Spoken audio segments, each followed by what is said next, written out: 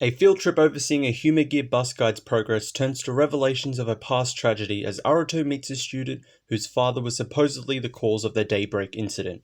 Zero One and Vulcan begin their hunt for answers of the tragedy that shaped their lives. Welcome to this review of episode 4 of Kamen Rider Zero One, I Saw the Bus Guide, Anna's Truth. In this episode, Aruto and Izu are overseeing Anna, a bus guide Humor Gear, and her progress on a field trip. The location of the field trip, it's none other than Daybreak Town, the location of the incident that shaped Aruto and Isamu's lives forever. In attendance is Go Sakurai, the son of the man reportedly blamed for causing the Daybreak Town incident. Both are invested in uncovering the truth and clearing Go's father's name, so Aruto and Isamu head to Daybreak Town to finally learn what caused the explosion 12 years ago. This week's episode is another Victim of the Week episode, but unlike the previous one, this is very much tied into the plot and the mysteries of the series. The Victim of the Week, Go Sakurai, has lived for the past 12 years believing that his father was the cause of the Daybreak Town incident, and this is a source of anguish for him. Both Aruto and Isamu relate to the student, both having suffered from that incident as well, and the latter takes Go with him to search for answers that they both need. Exploring Zero One's plot through the lens of this character was done exceptionally well and is quite an emotional arc for him, and having an episode focused on this character is also a great way for Aruto and Isamu to develop as well. Aruto is headstrong and being honest with everyone, and Isamu relates to Go as being someone who's suffered and wanting to uncover the truth, possibly to ease their suffering. The writer does this really well. The bus guide Humor Gear, Anna, was an interesting character as well. How she's involved in the episode's plot was portrayed really well, fitting to the character traits we see of her, and helped explore more of the human side of Humor Gear, something Aruto particularly believes in and strives to portray to everyone. We get a lot more world building and foreshadowing within this episode in regards to MetsuboJinrai.net and the Daybreak Town incident. The pacing of this episode was particularly quicker than usual. It wasn't off-putting, but that it was a bit more noticeable. One particular thing that Aruto does was handled a bit early in my opinion, but given his personality, what he does fit his character and is something he would do. But overall, it was a really good episode. Episode 4 introduces two new forms, one for Zero One and one for Vulcan. Zero One's new form is Flying Falcon, a Falcon-themed aerial form. I like the design, nice and simple, but how it's created/introduced was handled really well.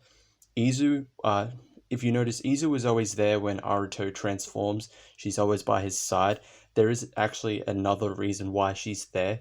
She collects combat data from the initial fights against the Magia and has Satellite Zia create a progress key and form best suited to fight against them. So, given the one in question, the Onicho Magia is a flying one, an aerial combat form was necessary to help defeat it. This is actually a really smart and good way of justifying an item's existence in the story. It's not just there because they want to sell toys. I mean, usually they do. Something will just be in an episode will be in this show because they want to sell it, but they actually justify why new progress keys and new forms appear, at least for Aruto's side of when he gets a progress key. Vulcan's new form is Punching Kong, a gorilla-themed strength form.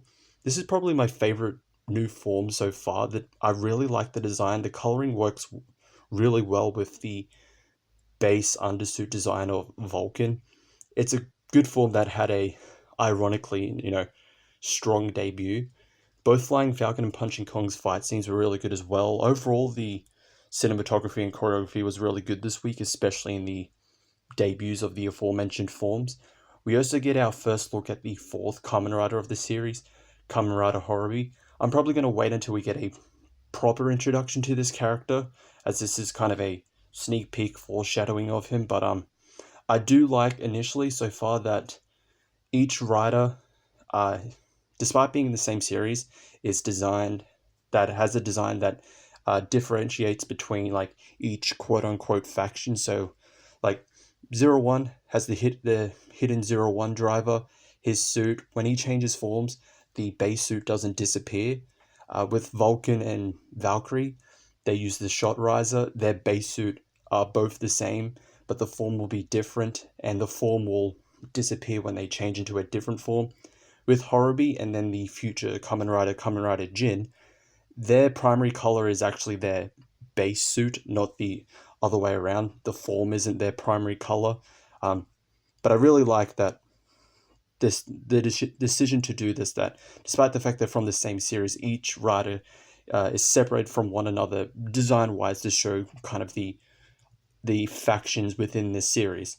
So overall, for episode 4 of Kamen Rider 01, I Saw the Bus Guide and His Truth, I'd give it a rating of 4.5 out of 5 progress keys. Another great world and character building episode, but the pacing was particularly quicker than usual. Good debuts for the new forms and fight scenes were good as usual. And that is all for this review. Thank you all for watching, and remember, while a jump to the sky turns to a rider kick, a hit to the subscribe and notification bell turns to future viewings of 01 reviews and more. See you next time.